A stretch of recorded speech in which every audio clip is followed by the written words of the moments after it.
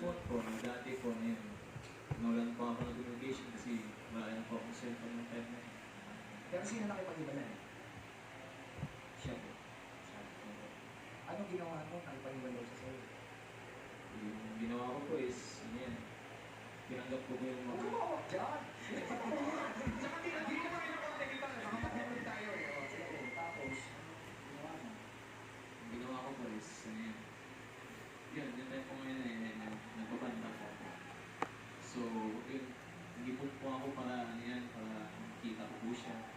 So, nung time na, ano yan, na nagkapag-intuition pa ng dalawa, ayun, ang sinabi niya sa akin na mayroon na siyang iba. Ano yan, gusto niya makipag-iwalay sa akin.